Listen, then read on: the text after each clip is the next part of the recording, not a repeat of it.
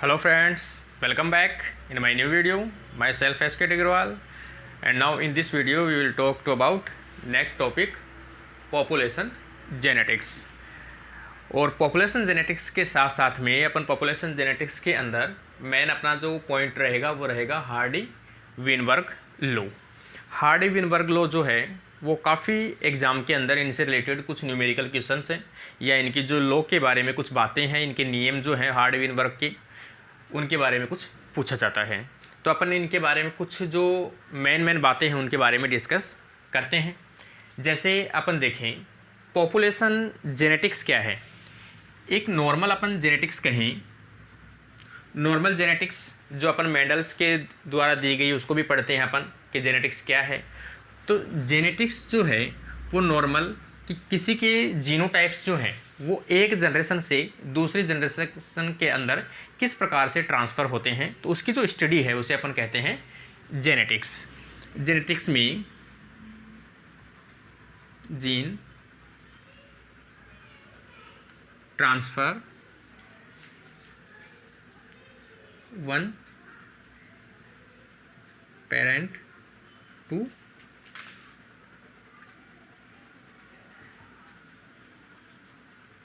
Progeny. तो उसे अपन क्या कहते हैं, जीन या जीनोटाइप जब एक पेरेंट से प्रोजेनी के अंदर ट्रांसफ़र होती है उसकी स्टडी अपन करते हैं तो उसे जेनेटिक्स कहते हैं। जेनेटिक्स की ही अपन यूँ कहें सब फील्ड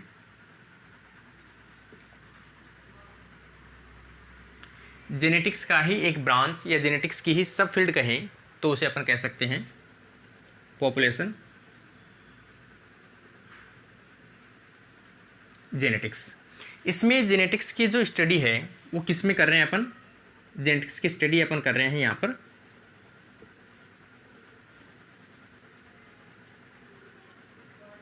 पॉपुलेशन में।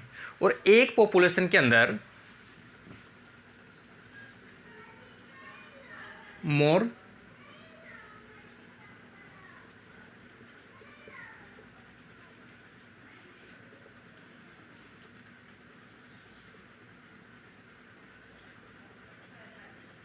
मोर इंडिविजुअल ऑर्गेनिज्म रहते हैं।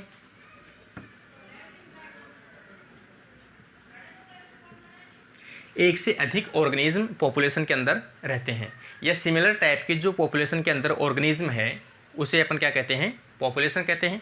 Population similar kind of organism live in a particular area और particular time known as population. Population के अंदर जीन कैसे होंगे, एक से अधिक जीन होंगे। जब एक ऑर्गेनिज्म के अंदर अपन बात करते हैं, एक इंडिविजुअल के अंदर बात करते हैं तो अपन वन जीन की बात करते हैं कि एक जीन है अगली जनरेशन में ट्रांसफ़र होता है। यहाँ पर क्या होगा, more than one gene pass one population to next population. तो यहाँ पर अपन बात करें पॉपुलेशन जेनेटिक्स किसे कहते हैं, जिसके अंदर जो एलील फ्रीक्वेंसी है एक पॉपुलेशन से एलील फ्रीक्वेंसी नेक्स्ट पॉपुलेशन के अंदर कैसे पहुंचती है तथा उनके अंदर किस प्रकार के चेंजेस जो हैं या वेरिएशंस हैं वो देखने को मिलते हैं, उसकी स्टडी को अपन क्या कहते हैं, पॉपुलेशन जेनेटिक्स कहते हैं। तो पॉपुलेशन जेनेटिक्स क्या हुआ कि एक पॉपुलेशन से एलील्स का ग्रुप या एलील्स एक जनरेशन से दूसरी जनरेशन में किस प्रकार से या एक पॉपुलेशन से नेक्स्ट पॉपुलेशन के अंदर किस प्रकार से ट्रांसफ़र होते हैं या उनमें किस प्रकार से चेंजेस आते हैं, तो उसकी स्टडी को अपन क्या कहते हैं, पॉपुलेशन जेनेटिक्स कहते हैं। पॉपुलेशन जेनेटिक्स जो है वो एक देखा जाए तो क्या है, एक इवोल्यूशनरी बायोलॉजी की सब्जेक्ट है या फिर अपन कहें ब्रांच है।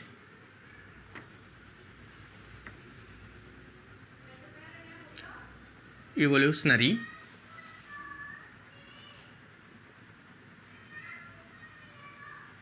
बायोलॉजी, इवोल्यूशनरी बायोलॉजी की एक क्या है, ब्रांच है जिसके अंदर इवोल्यूशन से रिलेटेड अपन चीज़ें देखते हैं कि एक जनरेशन से दूसरी जनरेशन के अंदर जब जीन या जीनोटाइप्स या एलिस ट्रांसफ़र होते हैं तो उनमें किस प्रकार से चेंजेस आते हैं जिनके कारण से उनके अंदर वेरिएशन देखने को मिलते हैं या फिर उनके अंदर इवोल्यूशन होता है या उद्विकास होता है।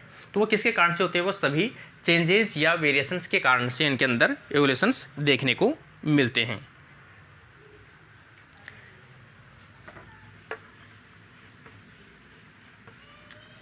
अब अपन इसे कहें population genetics is a study of allele frequency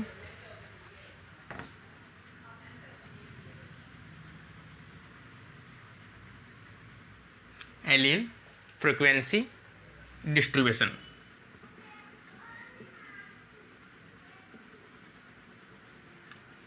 and changes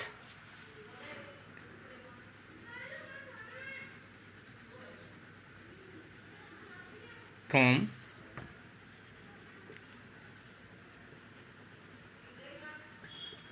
one population to next populations। तो इसे अपन क्या कहते हैं? ये सभी जो चीज़ें हैं जो एलील फ्रीक्वेंसी डिस्ट्रीब्यूशन की अपन बात कर रहे हैं, तो एलील्स अपन किसे कहते हैं? किसी भी जीन की जो अल्टरनेटिव दो फॉर्म होती है उसे अपन क्या कहते हैं? एलील्स कहते हैं। एक इंडिविजुअल के एक जीन में दो एलील्स होते हैं, लेकिन एक पॉपुलेशन में एक से अधिक इंडिविजुअल्स हैं, तो एक पॉपुलेशन में एक से अधिक एलील्स हो सकते हैं। और एलील्स के जो ग्रुप है एक पॉपुलेशन में उसे अपन क्या कहते हैं? जीन पोल कहते हैं। लेकिन यहाँ पर अपन आगे बात करेंगे जीन पोल क्या है, लेकिन अभी अपन देख रहे हैं कि कंप्लीट एक पॉपुलेशन के अंदर उनकी एलील फ्रीक्वेंसी किस प्रकार की उनका डिस्ट्रीब्यूशन है, कितने प्रकार के एलील्स उसमें प्रेजेंट हैं, एक जनरेशन से दूसरे जनरेशन में जब जाते हैं तो उसमें किस प्रकार से चेंजेस देखने को मिलते हैं, वो सभी स्टडी अपन किसके अंदर करते हैं? पॉपुलेशन जेनेटिक्स के अंदर करते हैं। ये सभी जो चेंजेस हैं कब आते हैं? जब अपन देखते हैं कि इसमें क्या हो? नेचुरल सिलेक्शन हो,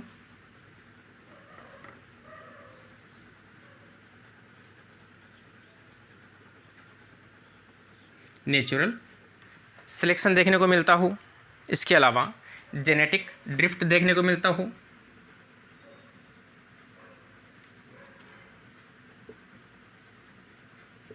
म्यूटेशन देखने को मिलता हो,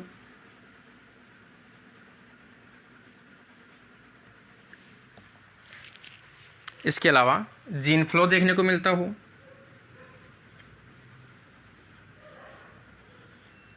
जीन फ्लो देखने को मिलता हो। इस प्रकार से नेचुरल सिलेक्शन हो, आर्टिफिशियल सिलेक्शन हो, जेनेटिक ड्रिफ्ट हो, म्यूटेशन हो, या फिर अपन कहें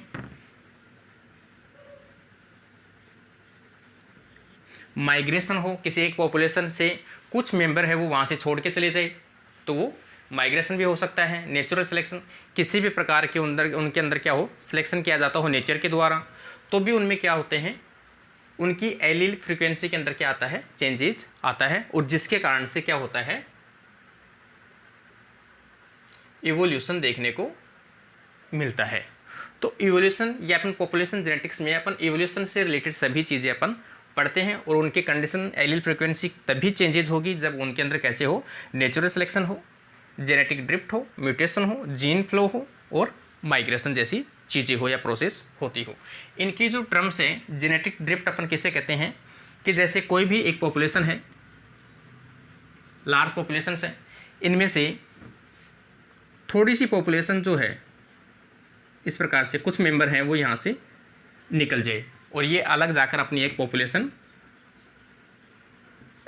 डेवलप करते हो, तो ये जो है वो क्या कहलाएगी? जेनेटिक ड्रिफ्ट कहलाएगी, जिसके कारण से भी पॉपुलेशन के अंदर इसमें क्या आएगा? चेंजेस आएंगे, क्योंकि रेंडमली उसके अंदर गए हैं वो, तो उसके अंदर भी चेंजेस देखने को मिलते हैं।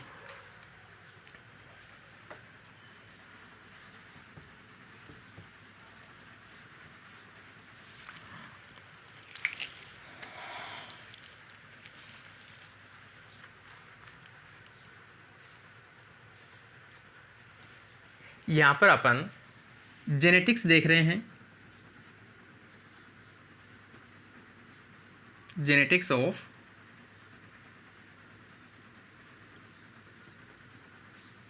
कंप्लीट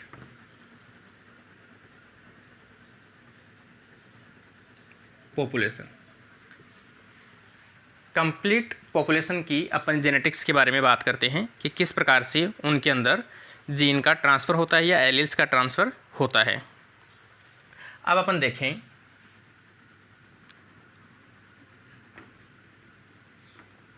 सिंगल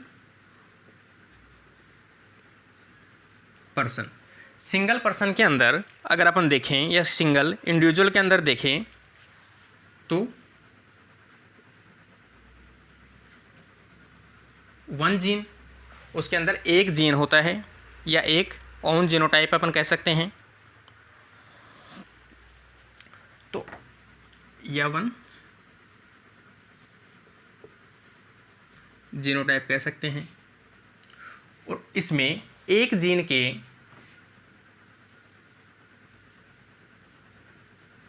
दो एलील होते हैं। इसका मतलब नॉर्मल कंडीशन में एक इंडिविजुअल के अंदर एक जीन के दो एलील्स हो सकते हैं, लेकिन अगर अपन पॉपुलेशन की बात करें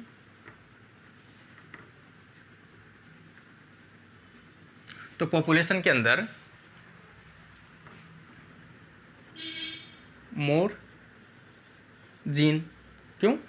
एक पॉपुलेशन में मोर इंडिविजुअल मोर जीन, और मोर जीन की देखें तो अपन मोर एलील्स, काफ़ी एलील्स प्रेजेंट होंगी। और जब किसी पॉपुलेशंस में एक से अधिक या कंप्लीट जीनोटाइप की स्टडी करें अपन, या किसी पॉपुलेशन के अंदर total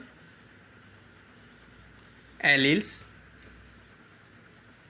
pass from one population to next population called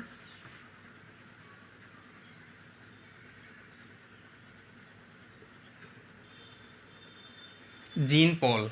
तो उसे अपन क्या कहेंगे? जीन पॉल कहते हैं।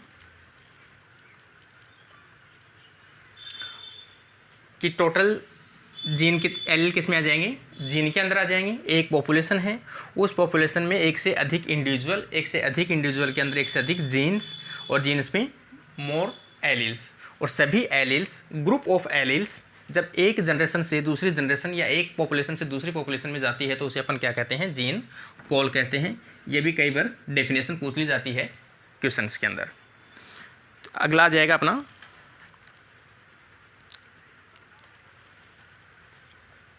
इसमें, जैसे अपन ये कहें कि पॉपुलेशन के अंदर अपन जेनेटिक्स पढ़ रहे हैं पॉपुलेशन की, तो जीन पोल जब एक जनरेशन से या एक पॉपुलेशन से दूसरी पॉपुलेशन में जाती है तो इसमें कुछ क्या देखने को मिलते हैं? चेंजेस देखने को मिलते हैं, और उसी चेंजेस के कारण से क्या देखने को मिलता है? इवोल्यूशन देखने को मिलता है। अगर इसके जीन पोल या फिर इसकी जेनेटिक्स में किसी प्रकार के चेंजेस नहीं हो या कांस्टेंट हो तो वो कंडीशन क्या कहलाएगी? उसमें इवोल्यूशन नहीं होगा। ये जो कंडीशन है वो आगे अपन बात करेंगे किसके? Hardy-Weinberg equilibrium. वो तभी मेंटेन होता है, हार्डी-वीनबर्ग का रूल, जब इवोल्यूशन एब्सेंट हो। उसकी सभी कंडीशन वो चीज़ फॉलो करती है कि अगर उसकी सभी चीज़ें अगर फॉलो करती है, इसका मतलब उस पॉपुलेशन में इवोल्यूशन नहीं होगा। तो वो पॉपुलेशन कैसी रहेगी? कांस्टेंट रहेगी। तो वो आगे अपन इसमें बात करते हैं।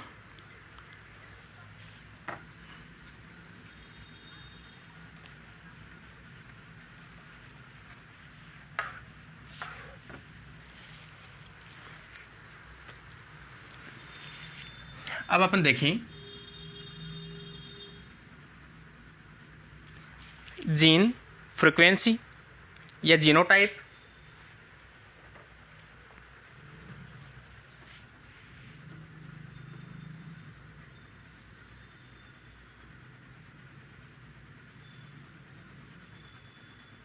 Genotype frequency.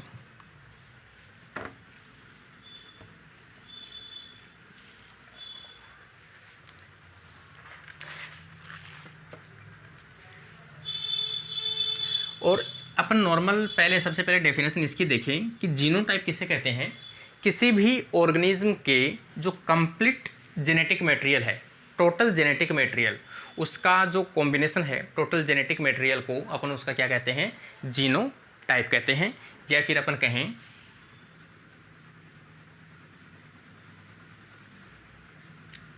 ऑर्गेनिज्म का set of gene, set of gene क्या कहलाता है, उसका जीनोटाइप कहलाता है, या जीन मटेरियल, या टोटल जेनेटिक मटेरियल, उसको अपन क्या कहते हैं, जीनोटाइप कहते हैं। यहाँ पर अपन जीनोटाइप फ्रीक्वेंसी की बात कर रहे हैं, और जीनोटाइप फ्रीक्वेंसी है उसको अपन क्या कहेंगे कि किसी भी पॉपुलेशन के अंदर जीनोटाइप की जो फ्रीक्वेंसी है, या किस प्रकार के जीनोटाइप देखने को मिलते हैं, या कितने डिफरेंट प्रकार के जीनोटाइप्स देखने को मिलते हैं, तो उसे अपन क्या कहते हैं, जीन फ्रीक्वेंसी कहते हैं। या कौन सा जीनोटाइप कितनी बार पॉसिबिलिटी है उसके आने की, या कितनी बार वो प्रेजेंट है उस टाइप के जीनोटाइप, कौन से प्रकार के जीनोटाइप कितनी बार हैं, कौन सी जीनोटाइप कम है, कौन सी जीनोटाइप ज़्यादा है। प्रत्येक इंडिविजुअल के अंदर एक पर्टिकुलर जीनोटाइप होता है। जैसे अपन यहाँ पर एक पॉपुलेशन का एक एग्जाम्पल लेते हैं।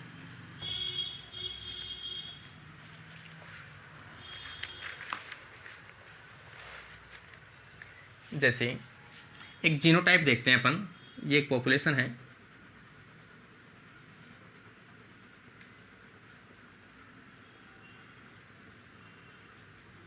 जिसमें 8 इंडिविजुअल है, 8 इंडिविजुअल है, तो उनका जो जेनेटिक जीनोटाइप है वो इस प्रकार से है।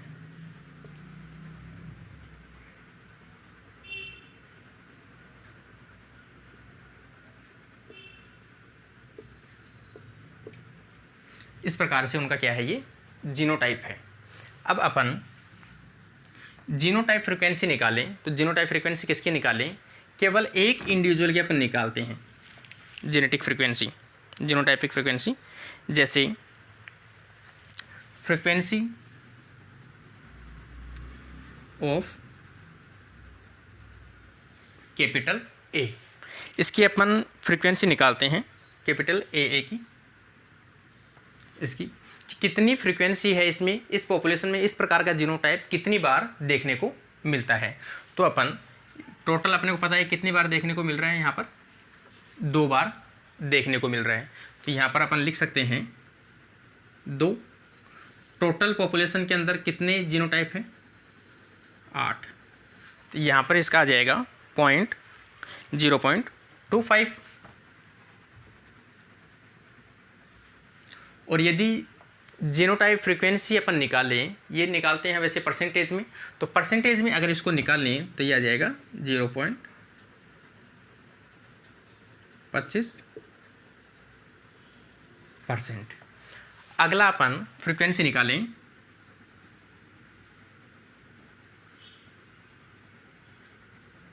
कैपिटल ए की निकालें, सेम वो क्यों वही कंडीशन आएगी, इसमें कितने हैं स्मॉल ए, तो स्मॉल ए यहाँ पर है 2 डिवाइड बाई 8 इक्वल टू 0.25, और परसेंटेज आ जाएगा इसका 25%। अब अपन फ्रीक्वेंसी देखें, हेटेरोजाइगस की,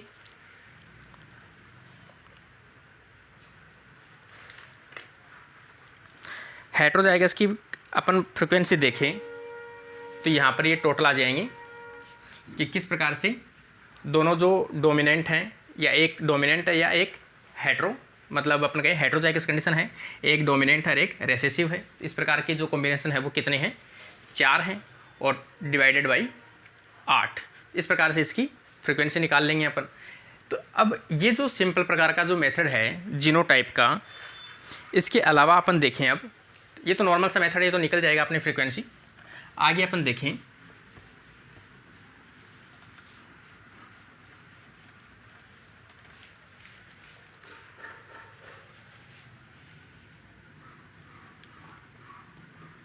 एलील फ्रीक्वेंसी।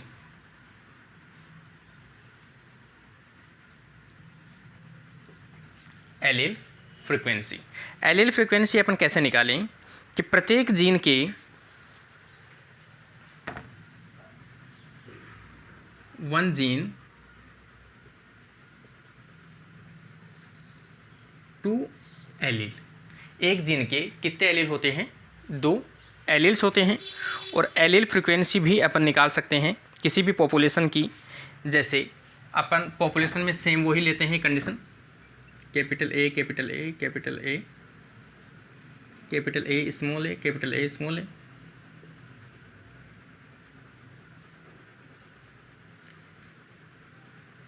ये अपने पास में एक पॉपुलेशन है। अपने को एलील फ्रीक्वेंसी निकालनी है सपोज ए की। क्यों? ये तो क्या था? जीनोटाइप था। और इसको अगर अपन निकालेंगे तो ये क्या हो जाएगा? इसका एलील हो जाएगा। तो यहाँ पर एलील फ्रीक्वेंसी अपन देखें तो एलील फ्रीक्वेंसी का फॉर्मूला जो है वो आ जाएगा। जैसे एलील फ्रीक्वेंसी पहली चीज़ तो ये कैपिटल ए है, तो ये किस में है? इन दोनों के अंदर है। तो यहाँ पर अपन ये लिख सकते हैं, इसमें भी आ गया। और किस में है? इसमें भी है। तो यहाँ पर ये लिख सकते हैं अपन, इसमें भी है। यहाँ पर divide total number of population. अब इनकी संख्या क्या है? इनमें भी ए डबल है और इनमें भी हाफ है। तो इसको भी अपन 2 से मल्टीप्लाई कर दें और इसको भी 2 से मल्टीप्लाई कर दें। तो यहाँ पर इसका ये फॉर्मूला सेट होगा। अब अपन इसको देखें, ए इक्वल टू यहाँ पर 2 और यहाँ पर इनकी संख्या कितनी है? कैपिटल ए की 2 और यहाँ पर इनकी संख्या कितनी है? +4 और यहाँ पर 2 × 8। यह आ जाएगी टोटल संख्या 8 है। यहाँ पर तो आ जाएगा ऊपर 2 4 4 8 8/16। तो यहाँ पर ये कंडीशन होगी। तो इसको अपन कह सकते हैं कि यहाँ पर जो कंडीशन आएगी वो आ जाएगी 0.5। सेम इसी प्रकार से अगर अपन अगली फ्रीक्वेंसी निकालें स्मॉल ए की, सेम फॉर्मूला वही लगेगा 2 × AA × AA 2 × n। और यहाँ पर भी सेम वो की वो कंडीशन आएगी। 2 ही ये हैं।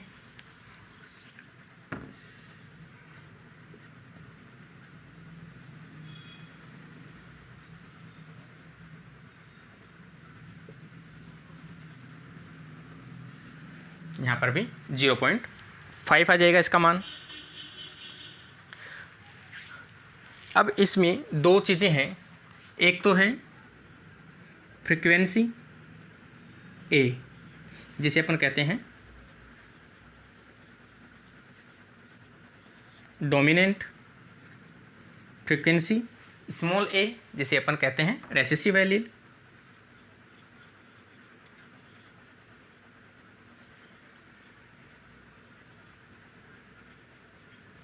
Recessive allele. तो यहाँ पर इनको अपन डिनोट करते हैं capital A equal to P, small A equal to Q. इसके द्वारा अपन इसे डिनोट करते हैं। तो यहाँ पर अगर अपन देखें एलील फ्रीक्वेंसी का फॉर्मूला देखें अपन,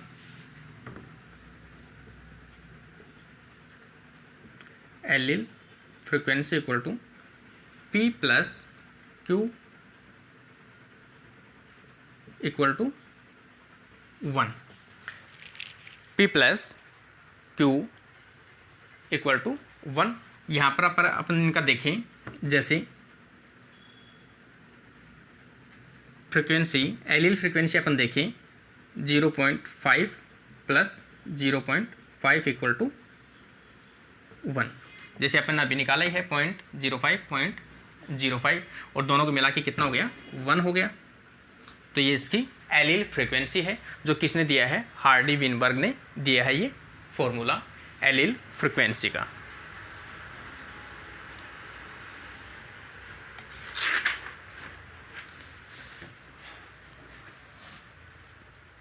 आगे अपन देखें, ये तो अपना बेसिक जो चीज़ें थी वो थी जो हार्डी विनबर्ग को समझने के लिए ज़रूरी थी।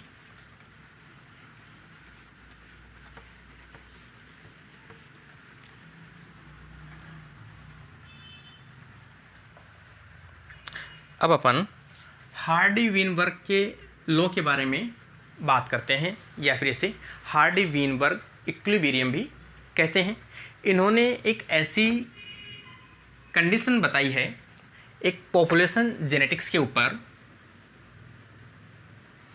पॉपुलेशन जेनेटिक्स में इन्होंने क्या देखा कि जब एक पॉपुलेशन से जब एलील्स नेक्स्ट पॉपुलेशन के अंदर जाते हैं तो उसमें कुछ चेंजेज जो हैं वो जाते हैं और कुछ चेंजेज होते हैं।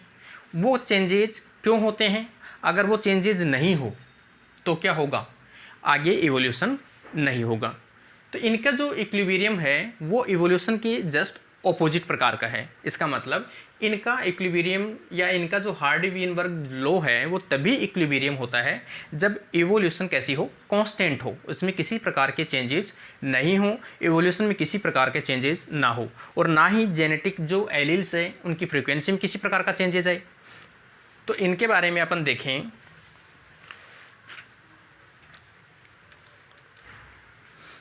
इसके अकॉर्डिंग देखें how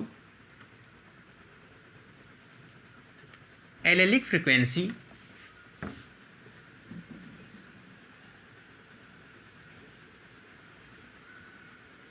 changes when pass from one population to next population, या फिर अपन कहें एक जनरेशन से दूसरी जनरेशन में जब एलील फ्रीक्वेंसी जाती है तो उनमें किस प्रकार से चेंजेस उत्पन्न होते हैं, किस प्रकार से चेंजेस आते हैं।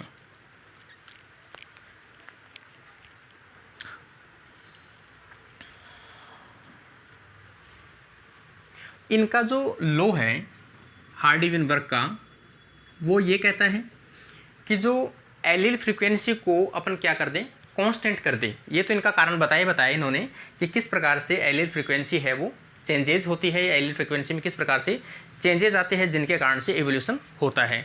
लेकिन इनके अकॉर्डिंग एलेलिक फ्रीक्वेंसी कैसी हो, कांस्टेंट। अगर एलेलिक फ्रीक्वेंसी कैसी हो, कांस्टेंट हो, कांस्टेंट होगा तो नॉट इवोल्यूशन। और जब इवोल्यूशन नहीं होगा या एलेलिक फ्रीक्वेंसी कैसी हो, कांस्टेंट हो, किसी प्रकार के चेंजेस नहीं हो, तो उसे अपन क्या कहते हैं,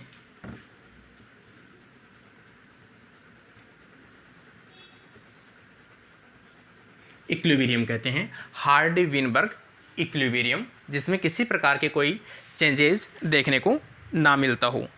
तो इन्होंने इसको किस प्रकार से जो एलील फ्रीक्वेंसी चेंज होती है या एलील फ्रीक्वेंसी किस प्रकार से एक जनरेशन से दूसरी जनरेशन में जाती है उनके बारे में फॉर्मूले दिए हैं या डिस्क्राइब किया है। जैसे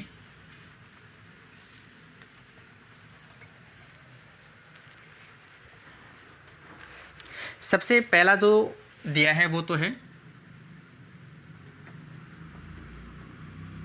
एलील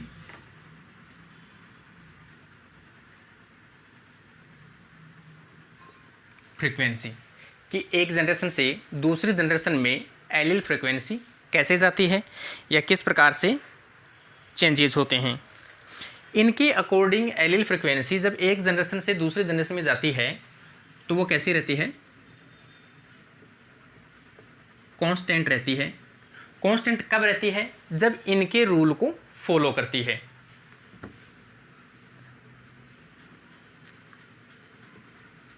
अकॉर्डिंग रूल कंडीशन,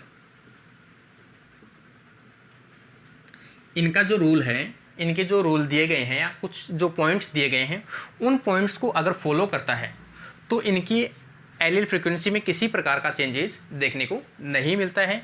और एलील फ्रीक्वेंसी के लिए इन्होंने जो फॉर्मूला दिया है उसे अपन क्या कहते हैं, एलील फ्रीक्वेंसी। तो यहाँ पर P + Q = 1, ये क्या कहलाएगा, इसका एलील फ्रीक्वेंसी कहलाती है। नेक्स्ट अगर अपन इसका देखें, जीनोटाइप फ्रीक्वेंसी।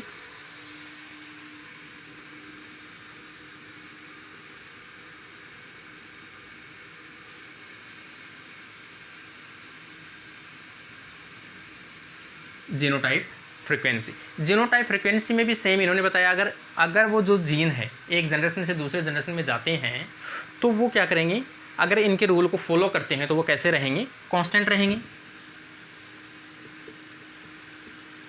तो वो कांस्टेंट कब रहेंगे, जब इनके रूल को फॉलो करेंगे। और जीनोटाइप फ्रीक्वेंसी के लिए इन्होंने जो फॉर्मूला दिया है वो दिया है P² + 2PQ + Q² = 1। जब कैसी कंडीशन है ये, जीनोटाइप में वन जीन हैव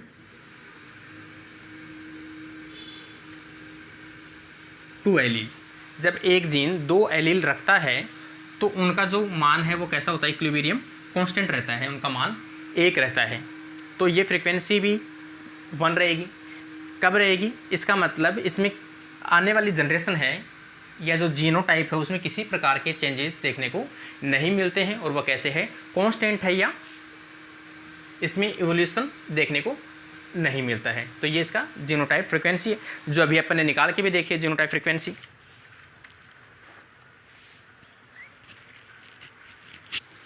इसका मतलब अपन ये भी कह सकते हैं, one locus have two allele. एक ही बात है, वन लोकस मतलब जीन और एक से अधिक मतलब 2 एलील्स देखने को मिलते हैं। ये इसका सेकंड लॉ आ जाएगा। इसको अभी अपन ने कैलकुलेट करके भी देखा है कि किस प्रकार से इसको अगर अपन देखें,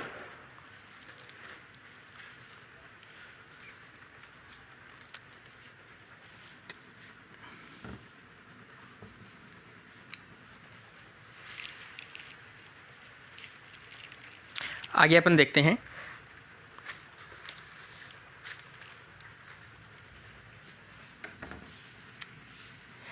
इसमें सिर्फ इतना सा अंतर आएगा कि इसका जो मान है, जैसे एलील यहाँ पर है P और यहाँ पर अपन P² अगर निकालेंगे, जीनोटाइप अपन निकालेंगे तो यहाँ पर कैसे मान निकालेंगे अपन, P × P इनका मान आ जाएगा।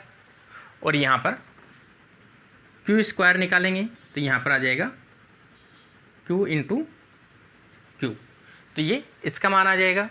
और लास्ट के अंदर जब दोनों का मान आ जाएगा, P का मान पता है अपने को, तो यहाँ पर 2 × P × Q = ये। और इन सब का मान कैसा आएगा, इनको जोड़ेंगे तब 1 आएगा, लेकिन रहेगा कांस्टेंट। इनका सब का मान कैसा रहेगा, 1 ही रहता है।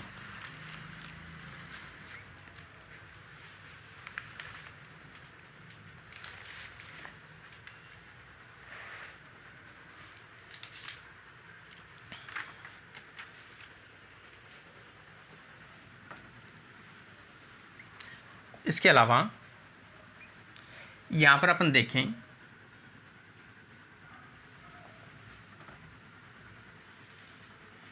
P² बराबर अपन मान क्या रहे हैं कि P² बराबर अपन कैपिटल A मान रहे हैं। क्यों, ये डोमिनेंट कंडीशन है और P² है तो A। Q² कर अपन देखें तो ये कंडीशन है। इसका मतलब एलील है तो ये एलील का स्क्वायर है, तो यहाँ पर एलील को जब मल्टीप्लाई करेंगे तो उसका जीनोटाइप आ जाएगा Q² या P², और रहेगा मान कांस्टेंट। फॉर्मूला रहेगा P² + 2PQ + Q² = 1। ये इसका फेनोटाइप रहेगा।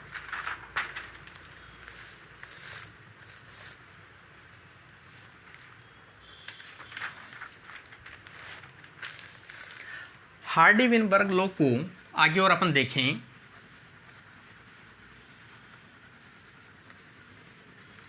पहली चीज़ कंडीशन आपको ध्यान में रखनी है कि हार्डी-विनबर्ग का लॉ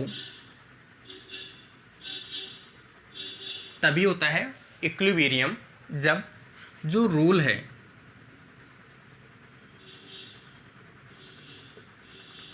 फॉलो करे।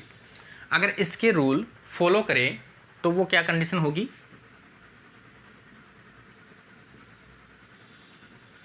Evolution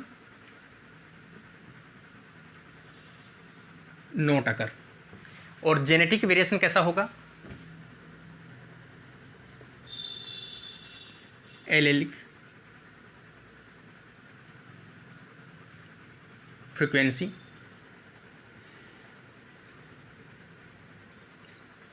note change. Allylic frequency में किसी प्रकार के चेंज नहीं होंगे। इनके अगर अपन रूल की बात करें, जैसे 1 कि सबसे पहली चीज़ कि जिसमें भी अपन स्टडी करें जीन फ्रीक्वेंसी की या पॉपुलेशन जेनेटिक्स की या एवोल्यूशन की, इसकी अपन स्टडी करें एलील फ्रीक्वेंसी की किस प्रकार से चेंजेस होता है या एक जनरेशन से दूसरी जनरेशन में एलील फ्रीक्वेंसी का चेंजेस होने का कारण क्या है, तो उसके लिए अगर चेंजेस नहीं करना है, अपने को इनकी इक्विलिब्रियम करना है, कांस्टेंट करना है, तो अपन कैसे कहेंगे,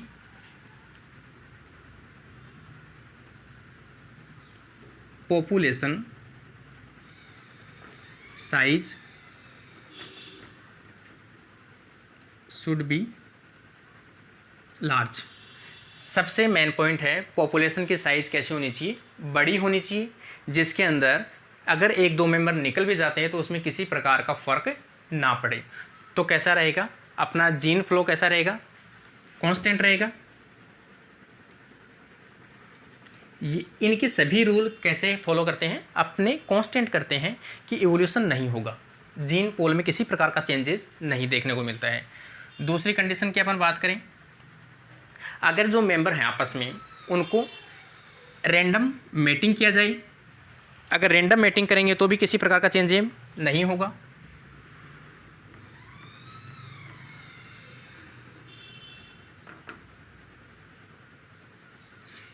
कि कोई भी दो इंडिविजुअल है उनको अपने डिज़ायर के अकॉर्डिंग उनके साथ में मेटिंग ना करवाई जाए कि ये पर्टिकुलर जो कलर है वो इस पर्टिकुलर फीमेल के साथ में मेटिंग करवाई जाए मेल फीमेल के बीच में, तो फिर तो वो सिलेक्शन हो गया। अगर सिलेक्शन होगा तो वेरिएशन आएगा। इसलिए इन्होंने क्या कहा कि अगर रैंडम मेटिंग होने दी जाए रैंडमली तो उसमें किसी प्रकार के ज़्यादा चेंजेस देखने को नहीं मिलता है और पॉपुलेशन की जो जेनेटिक फ्रीक्वेंसी वो कैसी रहती है, कांस्टेंट रहती है। तो दूसरी चीज़ रैंडम मेटिंग होनी चाहिए, या अपन ये भी कह सकते हैं सभी मेंबर को इक्वल रूप से चांसेस मिलने चाहिए।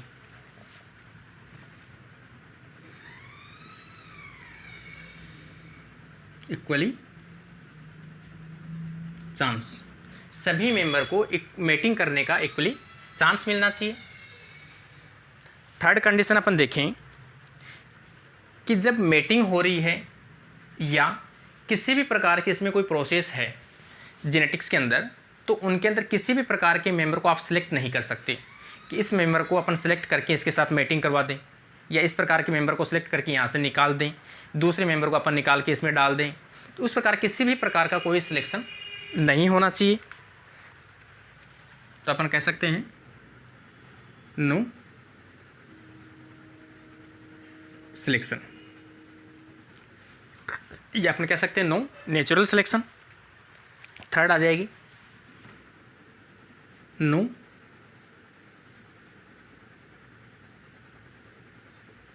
माइग्रेशन। पहली चीज़ तो नेचुरल सिलेक्शन, उसमें किसी भी प्रकार के नेचुरल सिलेक्शन नहीं होने चाहिए, किसी भी प्रकार के कोई वेरिएशन नहीं आने चाहिए। दूसरी चीज़ नो माइग्रेशन, एक पॉपुलेशन के अंदर से कोई भी जो ना तो मेंबर बाहर से अंदर आने चाहिए और ना ही अंदर से मेंबर बाहर जाने चाहिए, तो उसमें किसी प्रकार के चेंजेस नहीं आने चाहिए। तो यहाँ पर नो माइग्रेशन, उसमें किसी प्रकार के माइग्रेशन नहीं होने चाहिए, क्योंकि अगर माइग्रेशन होगा तो ऑर्गेनिज्म है वो नए जीनोटाइप लेके आ सकते हैं और उनके कारण उनमें क्या हो सकता है, वेरिएशन हो सकता है। लेकिन इनका रूल कहता है कि वेरिएशन नहीं आना चाहिए, तो यहाँ पर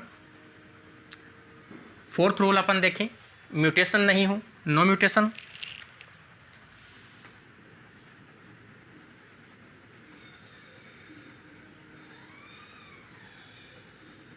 किसी भी जीनोटाइप में या एलील्स में किसी भी प्रकार का म्यूटेशन नहीं होना चाहिए, क्योंकि अपन जानते भी हैं अगर म्यूटेशन होगा तो वहाँ पर क्या होगा, म्यूटेशन कारण से वेरिएशन आएंगे,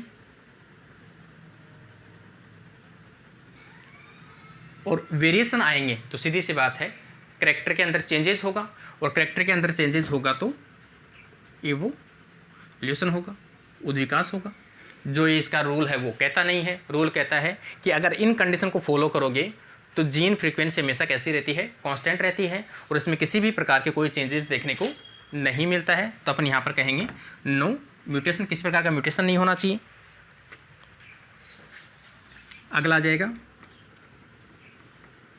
नो जेनेटिक ड्रिफ्ट।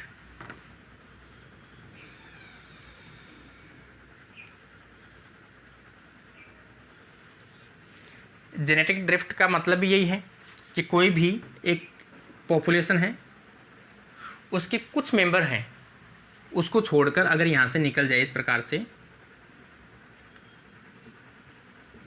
रेंडमली, तो ये जो जेनेटिक ड्रिफ्ट है, तो इनके जो जीनोटाइप है उसमें क्या है, फ़र्क आ सकता है। अगर जेनेटिक ड्रिफ्ट होता है उसमें से कुछ मेंबर जो हैं वो निकल जाते हैं, या कुछ मेंबर निकल जाते हैं, थोड़े बहुत मेंबर रह जाते हैं, तो भी उसमें क्या होगा, जेनेटिक ड्रिफ्ट होगा, या उसके अंदर जेनेटिक वेरिएशन देखने को मिलता है।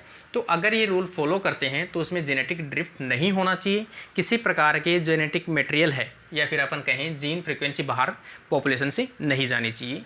तो इन रूल को अगर फॉलो करते हैं तो हार्डी वीनबर्ग कैसा होता है, इक्विलिब्रियम होता है।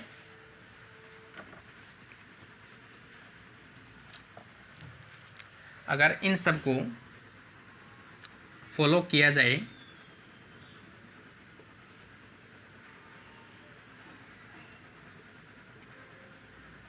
अगर इनको फॉलो किया जाए तो कंडीशन कैसी होगी, हार्डी वीनबर्ग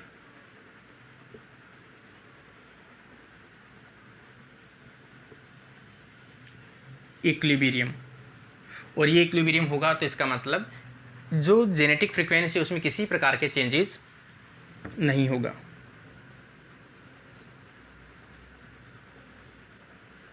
पॉपुलेशन में नो जेनेटिक चेंजेस।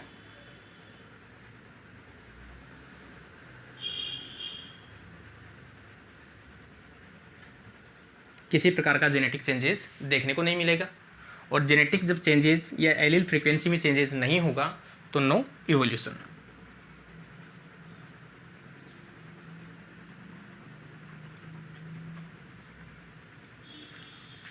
और इवोल्यूशन कैसा रहेगा, इवोल्यूशन कैसा रहेगा, कांस्टेंट रहेगा। इवोल्यूशन कांस्टेंट रहेगा इन फॉलो में। अगर इन कंडीशन के जस्ट ऑपोजिट ये होता है तो एलेलिक फ्रीक्वेंसी में क्या आएगा, चेंजेस देखने को मिलता है, और चेंजेस देखने को मिलता है तो सीधी सी बात है क्या होगा, इवोल्यूशन होगा।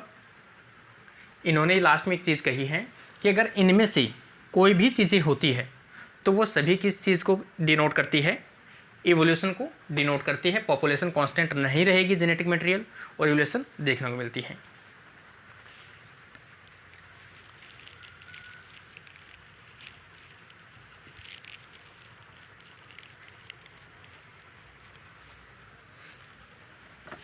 आगे अपन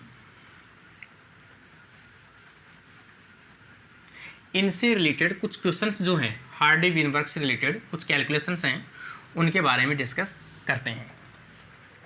जैसे सबसे पहले तो अपन ने एक चीज़ तो देख ही ली है, एलील फ्रीक्वेंसी, जो सिंपल सा है, अपन निकाल सकते हैं, अभी निकाल के देखा भी है। पहला तो आ जाएगा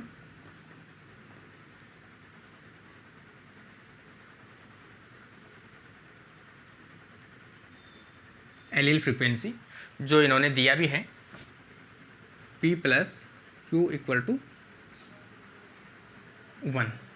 ये अपन ने अभी निकाला भी है कि किस प्रकार से निकाल सकते हैं अपन इसको। सेकंड अपन देखें जीनोटाइप फ्रीक्वेंसी,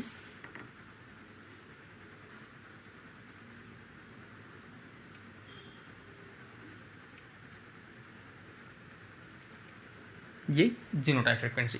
जीनोटाइप फ्रीक्वेंसी का फॉर्मूला अपन ने भी देखा भी है, P square plus 2pq plus Q square equal to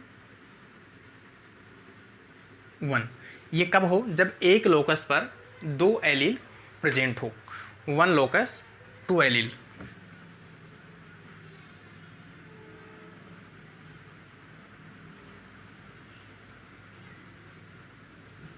one locus 2 allele present हो।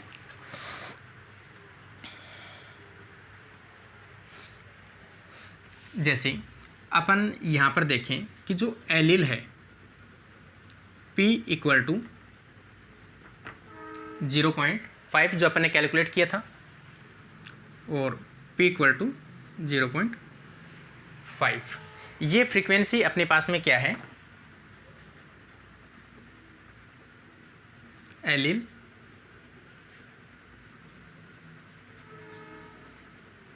फ्रीक्वेंसी दी हुई है। अपने को निकालना क्या है? जीनोटाइप फ्रीक्वेंसी निकालनी है।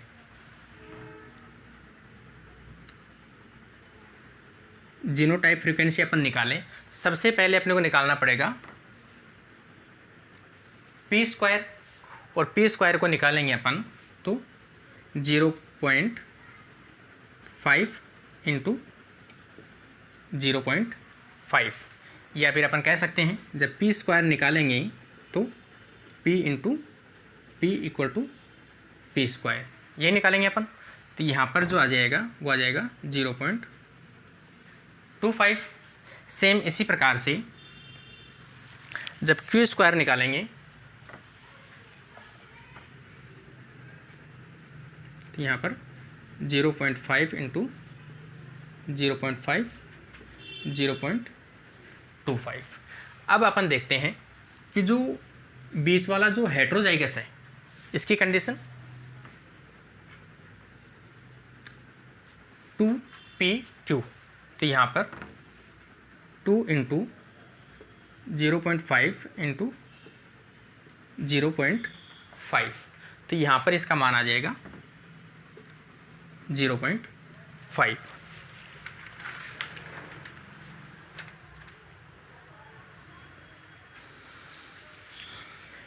और जब इन तीनों को अपन जोड़ते हैं 0.25 और इनको जोड़ते हैं तो इनका मान कैसे आ जाएगा? यहाँ पर अपन देखें जेनेटिक फ्रीक्वेंसी तो 0.25 प्लस 0.5 प्लस 0.25 इक्वल टू 1। इस प्रकार से अपन जीनोटाइप फ्रीक्वेंसी भी कैलकुलेट कर सकते हैं। किससे? अगर एलीलिक फ्रीक्वेंसी अपने को दी गई है तो जीनोटाइप फ्रीक्वेंसी अपन कैलकुलेट कर सकते हैं। अगला अपन इसी प्रकार से एक एग्जांपल देखें इसी का।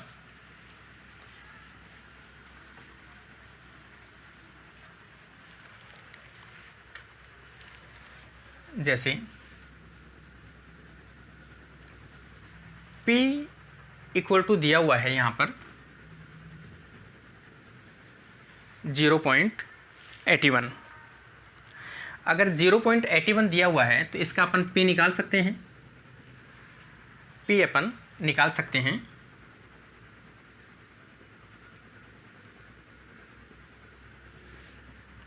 0.9, तो P equal to 0.9।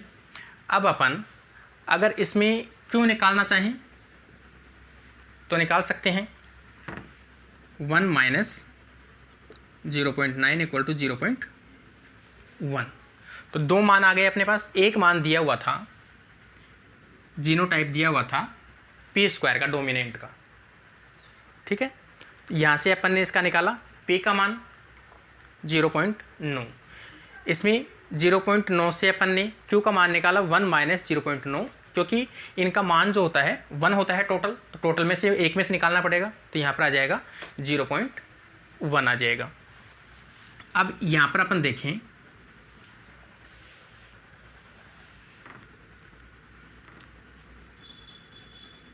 Q square, अगर अपन देखें ये तो इसकी क्या था, एलेलिक फ्रीक्वेंसी है, अगर जीनोटाइप देखें इसी प्रकार से जीनोटाइप, तो यहाँ पर क्या आ जाएगा 0.1 इंटू 0.1 इक्वल टू 0.01। जैसे इसका कितना है 0.81 है, तो इसका जीनोटाइप फ्रिक्वेंसी आ जाएगी 0.01। और इसी का अगर अपन 2pq निकालें, हेटेरोजाइगस इसकी कंडीशन निकालें अपन, तो यहाँ पर आ जाएगा 2 इंटू 0.9 इंटू 0.01। और इनका जब मान अपन देखेंगे तो यहाँ पर इनका मान कितना आ जाएगा 0.08 0.18, ये इसका मान आ जाएगा। इस प्रकार से अपन इसकी फ्रीक्वेंसी निकाल सकते हैं। किस प्रकार से? Genetic frequency. तो ये इसकी जेनेटिक फ्रीक्वेंसी, जब p square q square 2pq को अपन जोड़ेंगे तो इनका मान कितना आएगा? वापस उतना ही मान आएगा जितना 1 आता है। जैसे अपन देखा जाए तो यहाँ पर अपन देखें p स्क्वायर 0.81 प्लस यहाँ पर 0.18 प्लस यहाँ पर आ जाएगा 0.1 0.1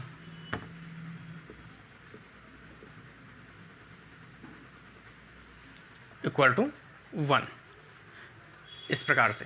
तो ये इसका 1 मान होगा, तो ये भी कैसी होती है? इक्विलिब्रियम होगी, 1 आ गया इसका मान।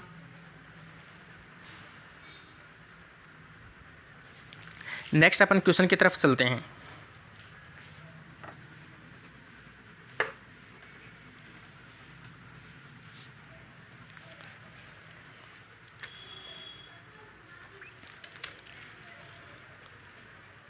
जैसे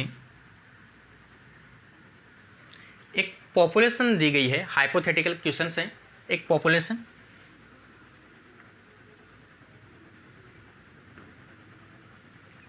जिसमें मेंबर कितने हैं? 10,000 मेंबर हैं। इन 10,000 मेंबर में से जो एलेलिक फ्रीक्वेंसी दी गई है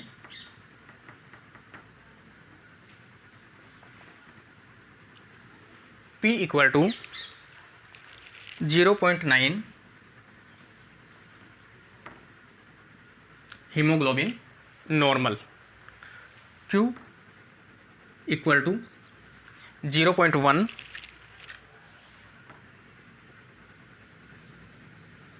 हीमोग्लोबिन सिकल सेल एनीमिया। तो यहाँ पर इसको एस से डिनोट कर सकते हैं, सिकल सेल एनीमिया। अब जनरल कंडीशन में अपन देखें कि सिकल सेल एनीमिया जो है कैसी है? ऑटोसोमल रिसेसिव डिजीज है।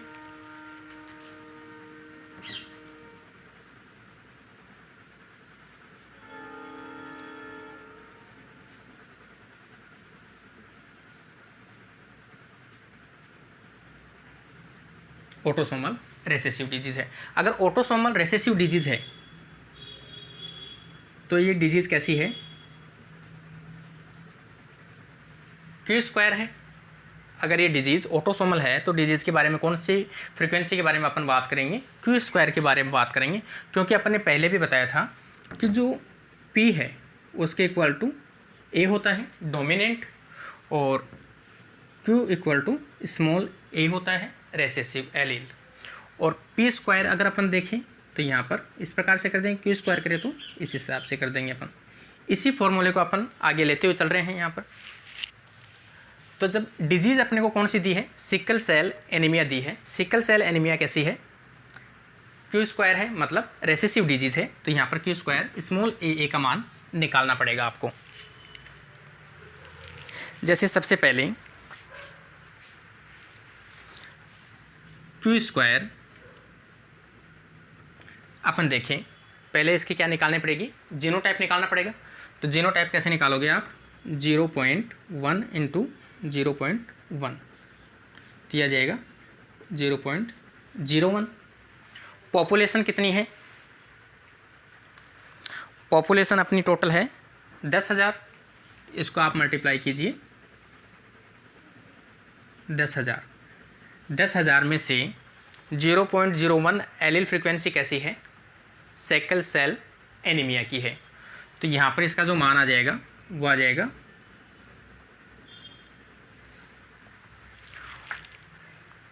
100%।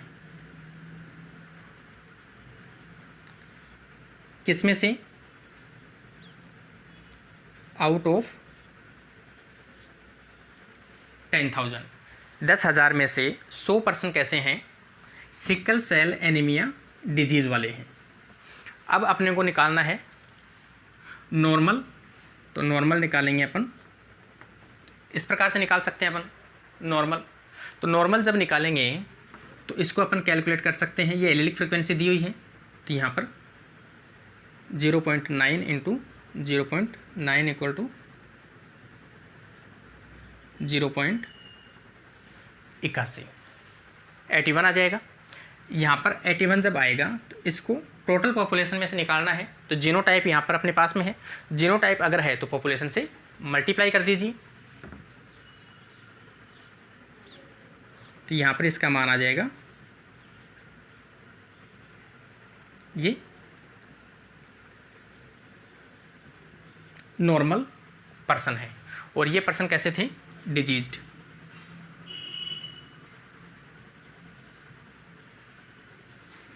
पहली कंडीशन डिजीज्ड, दूसरी कंडीशन नॉर्मल आ गए 8100,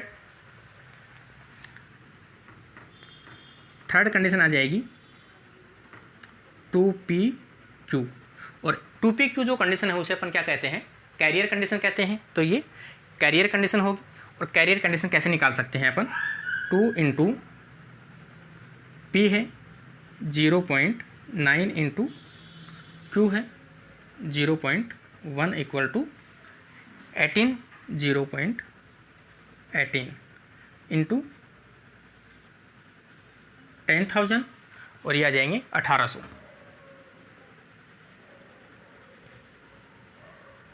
ये आ जाएंगे कैरियर पर्सन। इस प्रकार से तीनों मेंबर की संख्या अपन निकाल सकते हैं कि नॉर्मल पर्सन जो हैं, जैसे अपन देखें डिजीज पर्सन कितने हैं, 100, नॉर्मल पर्सन 800 या 8100, और कैरियर यहाँ पर आ जाएंगे 1800, और टोटल यहाँ पर आ जाएंगे 10,000 पॉपुलेशन। इस प्रकार से ये पॉपुलेशन के अंदर ये इनके लोगों की संख्या है। तो इस प्रकार से क्वेश्चंस आपके सामने आ सकते हैं CSIR नेट के अंदर या किसी भी एग्ज़ाम के अंदर। इसी प्रकार के क्वेश्चंस के बारे में अपन आगे डिस्कस करें नेक्स्ट क्वेश्चन को लेकर।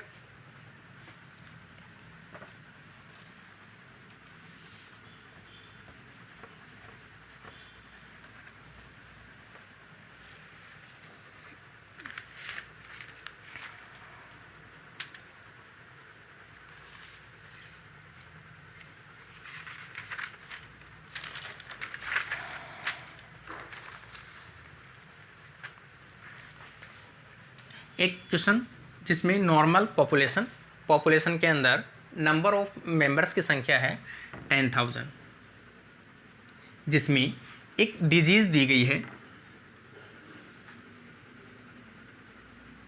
Cystic fibrosis. और सिस्टिक फाइब्रोसिस अपन जानते भी हैं एक ऑटोसोमल रिसेसिव डिजीज़ है, जो ट्रांस मेम्ब्रेन के अंदर जो सिस्टिक फाइब्रोसिस जो मेम्ब्रेन है, ट्रांस मेम्ब्रेन कंडक्टेंस रेगुलेटर एक प्रोटीन होती है या चैनल होता है, क्लोराइड का चैनल होता है। सिस्टिक फाइब्रोसिस किसके कारण से होती है डिजीज़, एक चैनल होता है मेम्ब्रेन में एक आयनिक चैनल होता है क्लोराइड का, जिसका सिस्टिक फाइब्रोसिस का जो अपन मेम्ब्रेन में जो चैनल है उसे अपन क्या कहते हैं, cystic fibrosis trans membrane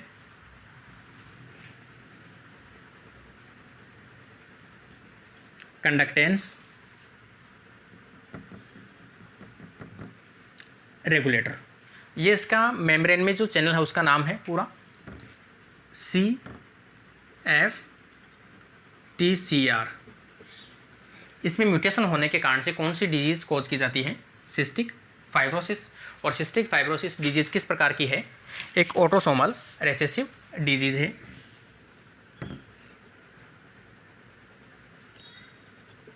autosomal recessive disease. और जब ऑटोसोमल रिसेसिव डिजीज़ की बात आ जाती है तो अपने को देखना क्या होता है, क्यू स्क्वायर निकालना होता है। इन्होंने दिया है, एक क्वेश्चन के अंदर दिया है कि एक पॉपुलेशन है जिसके अंदर सिस्टिक फाइब्रोसिस के जो मेंबर हैं, कि ऐसे लोग जिनके अंदर डिजीज़ है, कितने लोगों की डिजीज़ है, 400 के पहले से क्या है, सिस्टिक फाइब्रोसिस डिजीज़ है।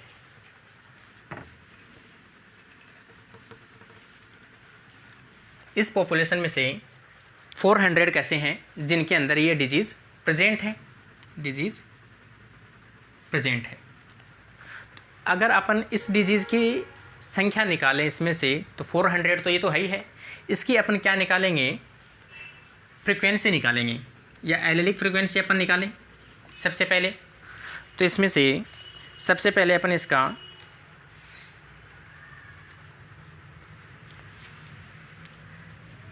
जीनोटाइप फ्रीक्वेंसी देखें।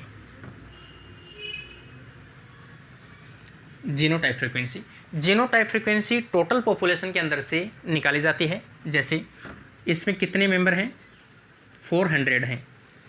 टोटल पॉपुलेशन कितनी है, 10,000 है। यहाँ पे अगर अपन इसमें से पॉपुलेशन निकाल लें तो यहाँ पर आ जाएगा 0.04। यहाँ पे 0.04 ये क्या है, जीनोटाइप फ्रीक्वेंसी है। इसका मतलब अपन इसे क्या कह सकते हैं, क्यू स्क्वायर कह सकते हैं। अब अपन क्या निकालेंगे, इसका क्यों निकालेंगे, एलील फ्रीक्वेंसी। और एलील फ्रीक्वेंसी जब निकालेंगे तो कैसे निकाल सकते हैं,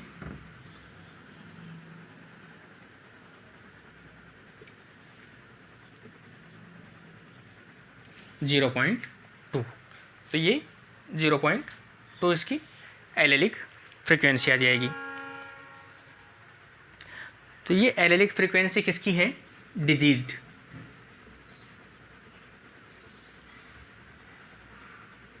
डिजीज की है।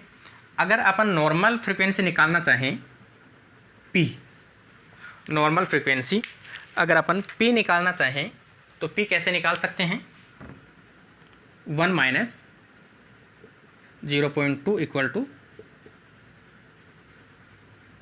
0.8। ये क्या आ जाएगी, नॉर्मल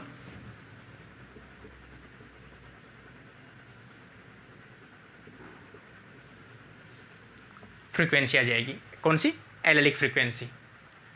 ये एलेलिक फ्रीक्वेंसी आ जाएगी। अगर अपन यहाँ पर पी को जेनेटिक फ्रीक्वेंसी निकाले अपन, या जीनोमिक फ्रीक्वेंसी निकालें, जैसे इसकी जेनोमिक फ्रीक्वेंसी तो दी हुई थी, इसकी एलेलिक फ्रीक्वेंसी निकाल ली अपन ने, इसकी एलेलिक फ्रीक्वेंसी निकाल ली। अब इसकी ये जीनोटाइप फ्रीक्वेंसी निकालें अपन तो कैसे आ जाएगी, P into P equal to अपन कहें 0.8 इंटू 0.8 इक्वल टू यहाँ पर आ जाएगा 0.64। तो 64 ये इसकी क्या आ जाएगी, जीनोटाइप फ्रीक्वेंसी आ जाएगी। और 64 जीनोटाइप फ्रीक्वेंसी है तो आप इसकी नंबर ऑफ संख्या या नंबर ऑफ मेंबर्स निकाल सकते हो। तो नंबर ऑफ मेंबर कैसे निकालोगे आप, इंटू 10,000 और ये आ जाएंगे 6,400 मेंबर कैसे हैं, नॉर्मल कंडीशन है। अब अपन बात करें कैरियर की, दो चीज़ें निकाल ली अपन ने। डिजीज़ पहले तो दी हुई है,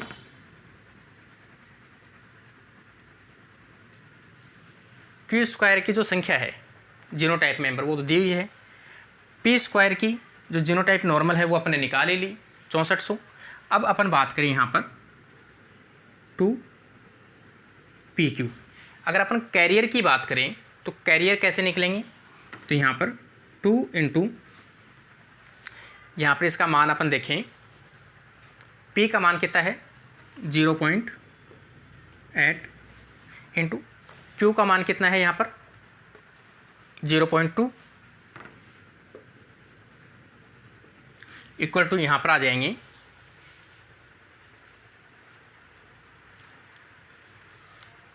0.32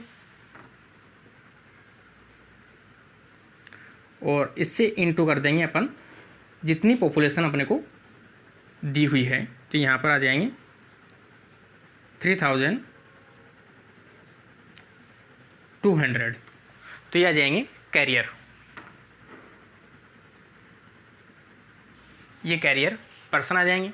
अगर अपन इनको टोटल देखें अपन 400 तो कैसे हैं, डिजीज्ड हैं। 3200 कैसे हैं, कैरियर हैं। और 6400 कैसे हैं, नॉर्मल है। और ये आ जाएंगे 10,000, 0 0 10 9 1 10, ये आ जाएंगे 10,000। तो ये टोटल पॉपुलेशन है। इस प्रकार से अगर आपको एलेलिक फ्रीक्वेंसी दी जाए या टोटल नंबर ऑफ मेंबर दिया जाए और डिजीज़ को देखकर आपको ये पहचानना है कि वो डिजीज़ किस प्रकार की है, ऑटोसोमल रिसेसिव है या ऑटोसोमल डोमिनेंट है, उसके आधार पर क्वेश्चन को आप सॉल्व कर सकते हो। जैसे एक क्वेश्चन अपन और देखें आगे,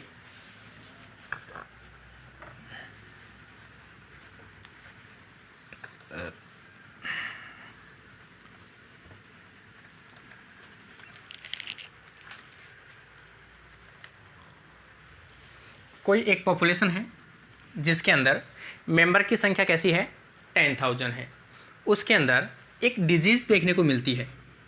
कौन सी,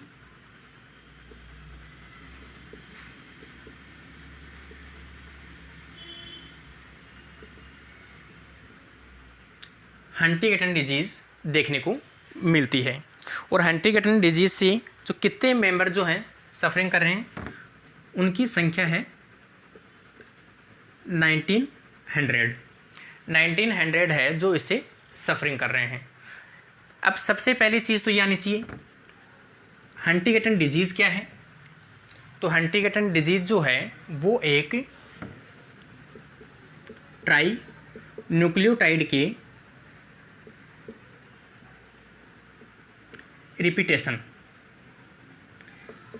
रिपीटेशन से बनने वाली एक डिजीज़ है। जेनेटिक मटेरियल है डीएनए के अंदर।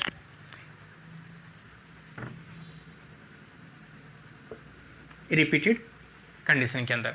दूसरी चीज़, हंटिंगटन डिजीज़ कैसी है, ऑटोसोमल डोमिनेंट डिजीज़ है।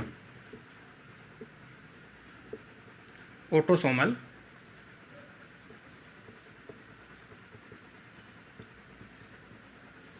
डोमिनेंट डिजीज़ है। ऑटोसोमल डोमिनेंट डिजीज़ है तो सीधी सी बात है, अपने को निकालना क्या है,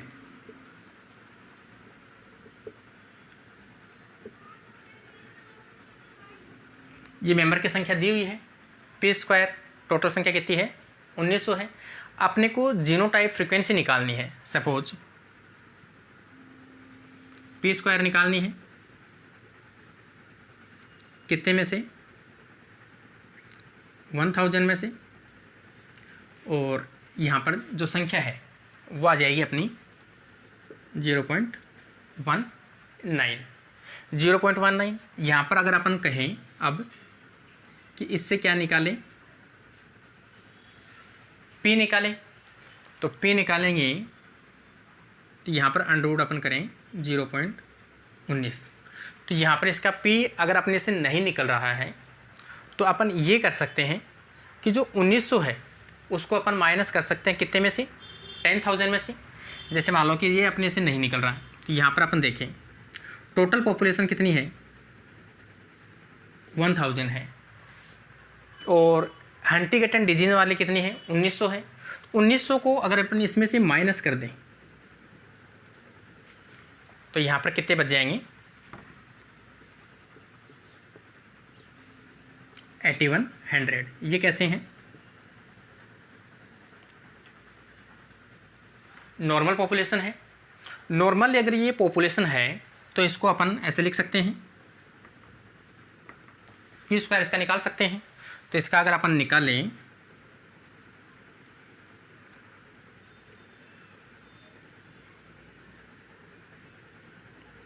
तो यहाँ पर आ जाएगा 0.81, और 0.81 अगर इसका क्यू स्क्वायर आता है तो आप क्यू निकाल सकते हो इसका इजीली। तो यहाँ पर क्यू स्क्वायर ये आ जाएगा, और क्यू स्क्वायर अगर क्यू निकल गया तो आप पी निकाल सकते हो। जैसे पी निकालना आपको, तो 1 माइनस 0.9 इक्वल टू 0.1। तो अपने पास दो वैल्यू आ गई, Q इक्वल टू 0.9 और P इक्वल टू 0.1। ये दो वैल्यू अपने पास में आ गई।